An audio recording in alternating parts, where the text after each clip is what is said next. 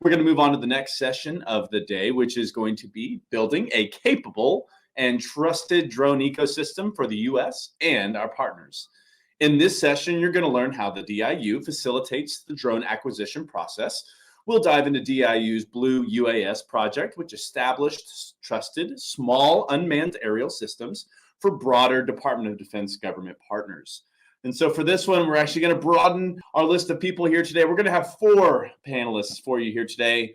And these panelists will include, first off, Mr. Joel Castillo. He is the Unmanned Aircraft Systems, Robotics and Autonomous Systems Senior Officer for the Corvid Technologies at the Office of the Secretary of Defense. We're going to bring up Sean Anderson as well. He is a project manager at DIU.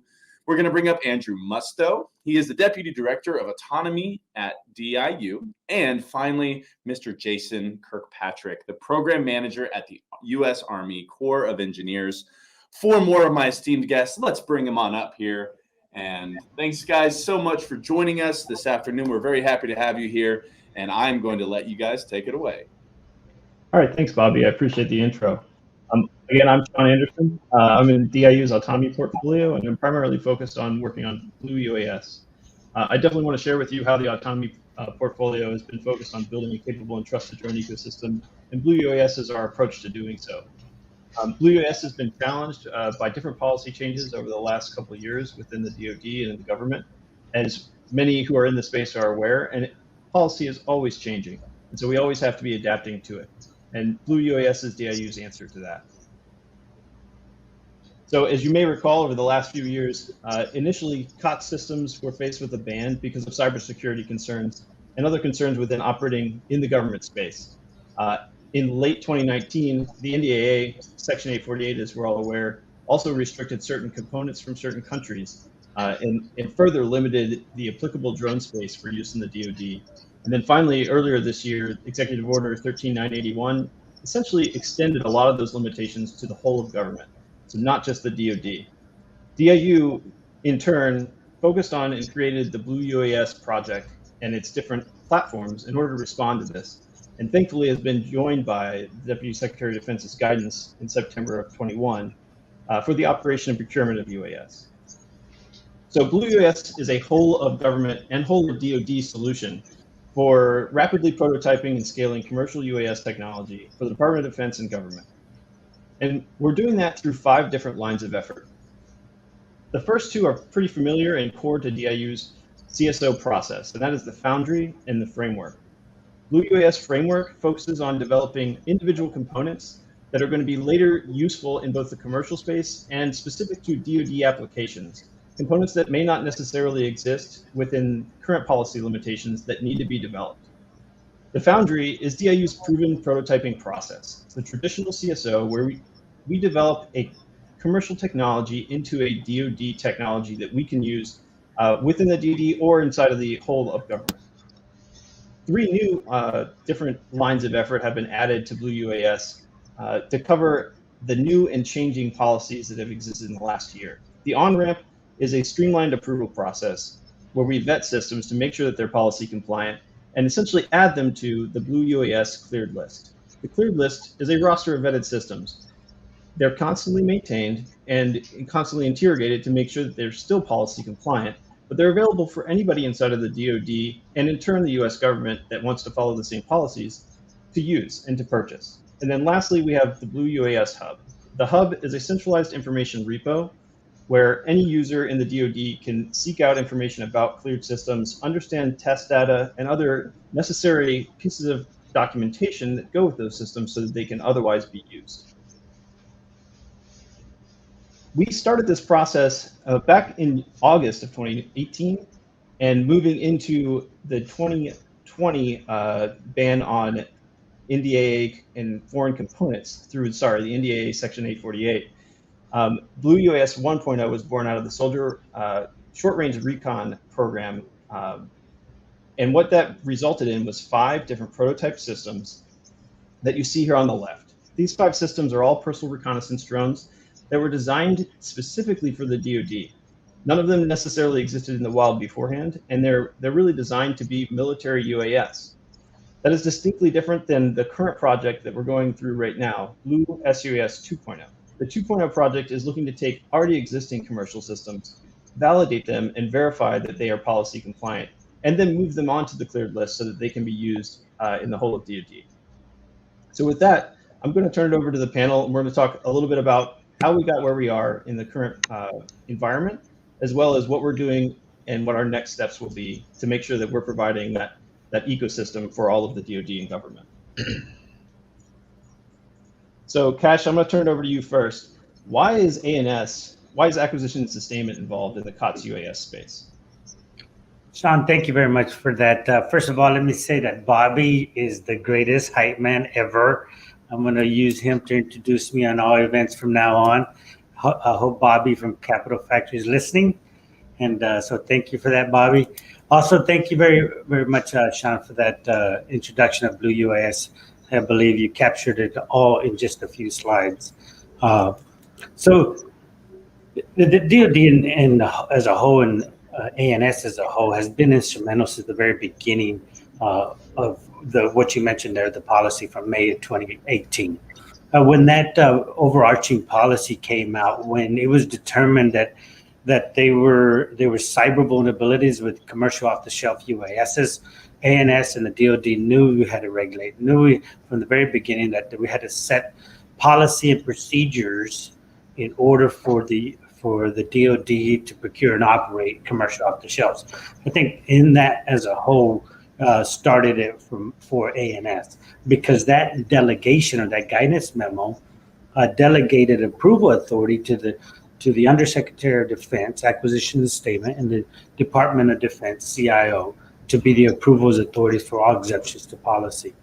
So ever since then, ANS has been had a vested interest in ensuring that the Department of Defense use cyber secure UASs in all that they do and make those available to the warfighter.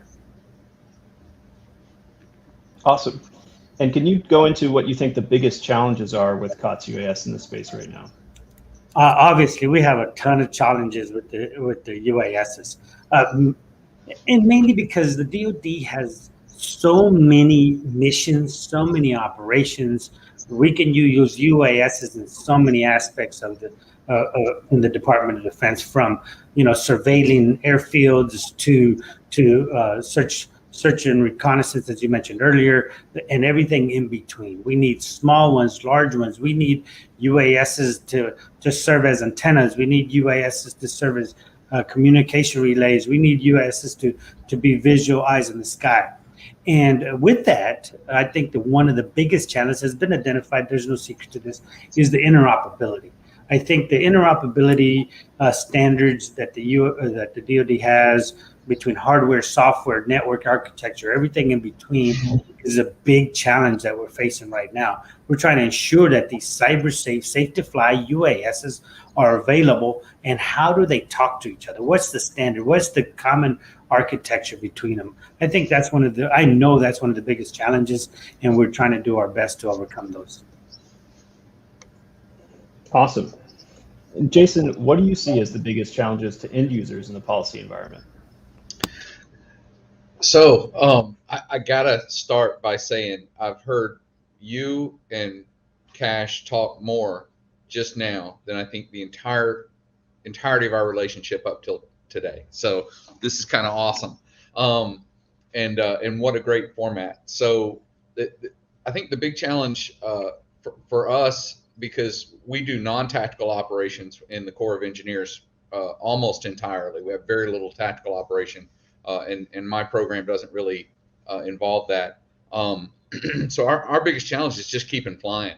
And when this thing hit, the history that you laid out, it was bleak and very, very difficult. And ANS and DIU both became kind of lighthouses in the storm for us to find our way to being able to keep flying.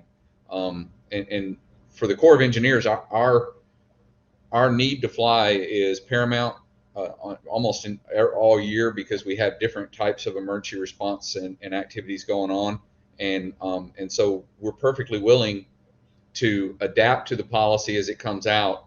And probably, if I were to say the challenge there is that the target tends to move. And so your program, as you laid it out, and as I've witnessed and been involved in, is trying to broaden our aperture so that we can hit that target no matter where it moves, and we have a wider range fan. And so I think it's, I don't want to circle myself, so I'll stop there. No, I appreciate it. And Cash, I think you could probably follow up a little bit on what do you see that, how do you handle that moving target policy challenge from an ANS perspective? It's very difficult. It really is. Because, as we know, emerging technologies, a lot of times technology, well, in every aspect, not technology moves a lot faster than policy can keep up. Technology moves so much faster than what we can do make sure that we regulate what's coming out there. So how do we tackle it? Number one, we have we partner fantastic with partners like DIU, and of course Army Corps of Engineers to figure out the best way we can to introduce cyber safe, ready to fly UASs to the Department of Defense. And we tackled that in the new version of that policy that you mentioned in your intro slide. This new version of the policy not only sets out to the procedures to procure and operate, but also it gives a list of cleared UASs that are either programs of record within the DoD or considered non-COTS or are identified as blue UASs, that you have not only blue UAS 1.0 with the quadcopters available to in the GCA, but also the blue 2.0 that's coming along. That policy is coming. It changes, but we also see that policy as a benefit in the DoD because it allows that warfighter all the way down range, that sergeant that wants to get a UAS for his unit for whatever reason, he has procedures, specific procedures that he can follow to procure and operate those. And more importantly, that policy, that overarching policy, allows the services and the component commands to be able to set their own policy and guidance for all their warfighters to do it. So, yeah, it's challenging, but I think we're overcoming it little by little.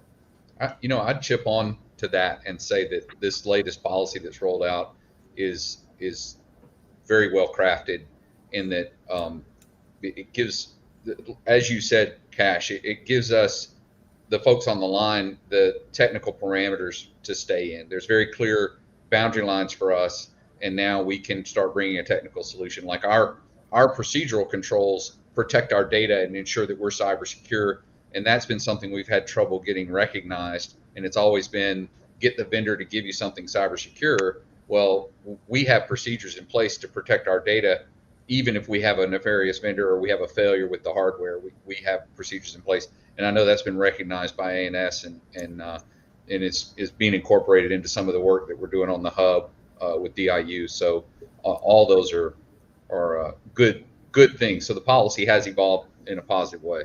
Thank you, Jason. I think that was absolutely the case in drafting that.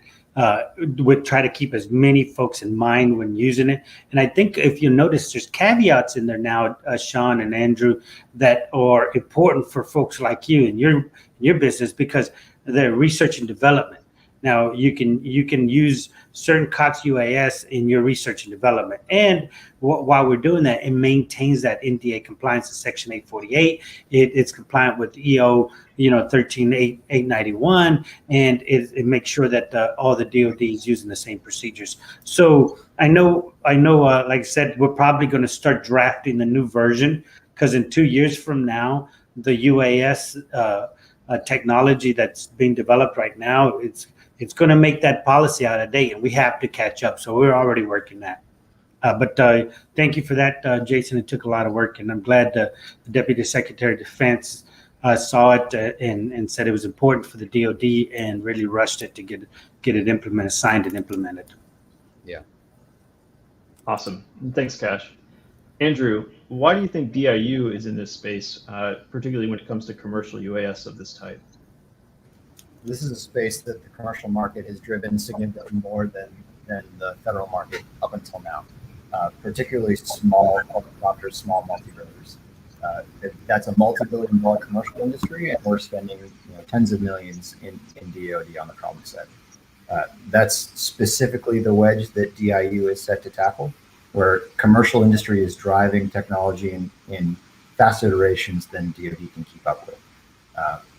We've seen a lot of very, very impressive innovation on the small UAS space in the United States and other friendly countries.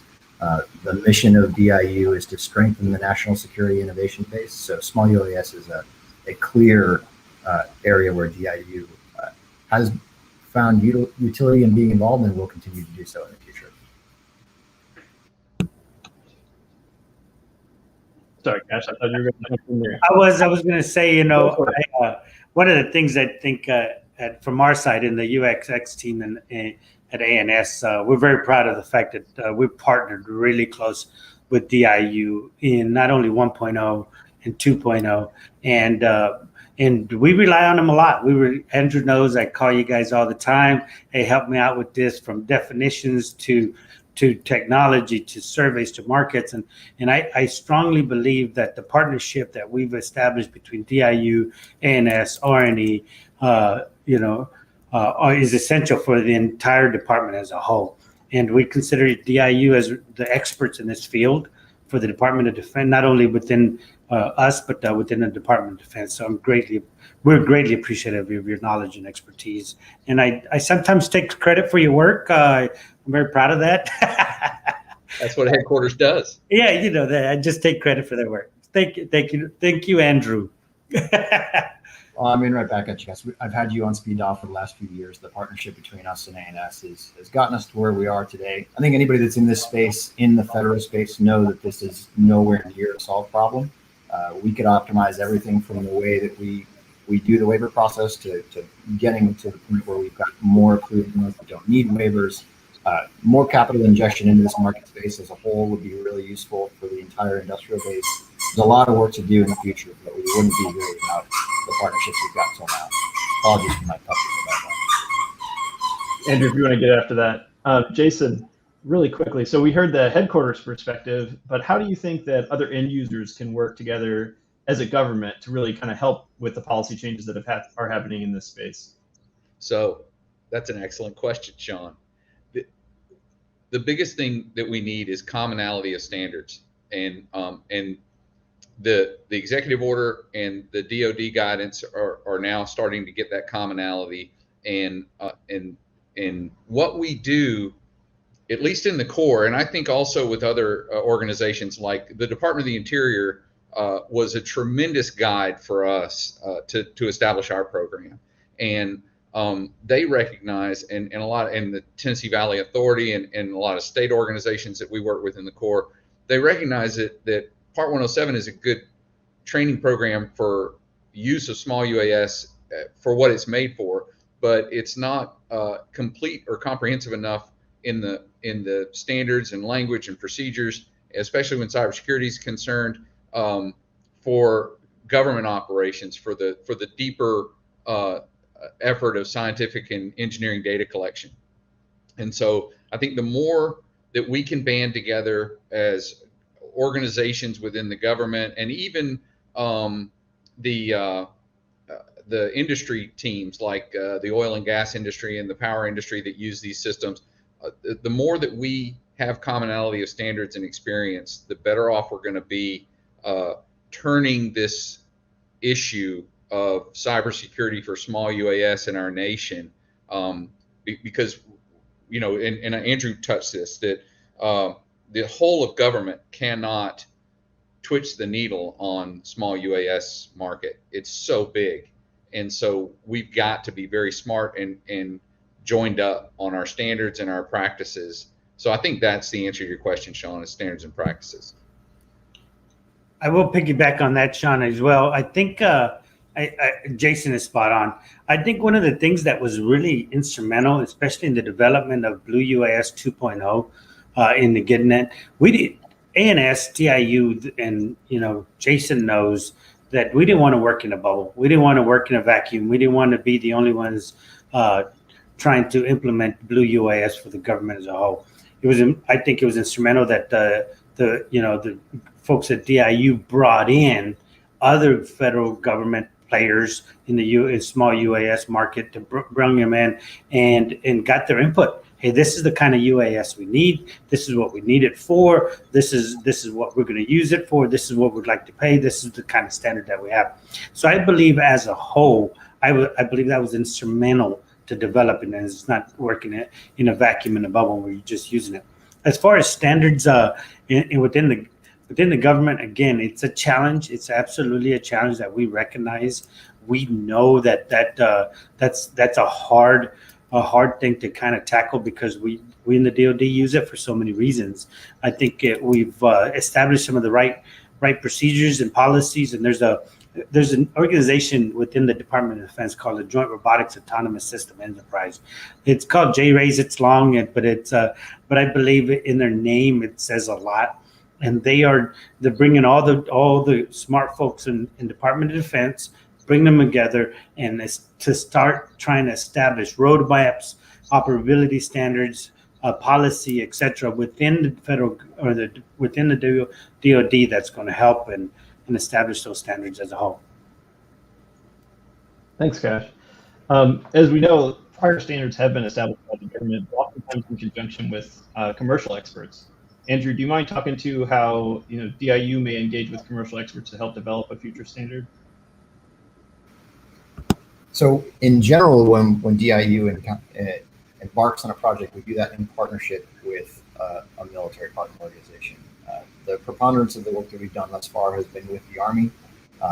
Cash already mentioned the JRAIS. We're involved with the JRAIS quite a bit. And we should see the whole of DoD pushing out an interoperability protocol in the near future for blue small UAS. The balance that you have to try and strike there is not generating something that's calcifying or that bifurcates what we're doing with the vector that the commercial industry is going on. Because as we already mentioned, commercial industry is driving this a lot more than we are. It's a constant dance that we are continuing to struggle to get right. It's not something that we'll be able to publish and just walk away from, but we are working towards publishing standards, hopefully in the future. Awesome, thank you.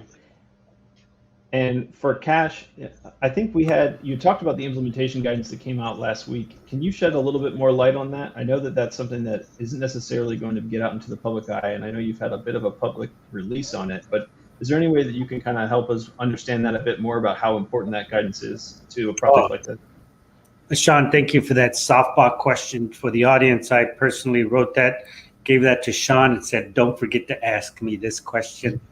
Actually, we worked really hard on that. We were very fortunate that we went through the entire Department of Defense, all levels, all the services, all the way up to the Deputy Secretary of Defense and for implementation. We think it's extremely important overall. As I mentioned earlier, I kind of touched on it.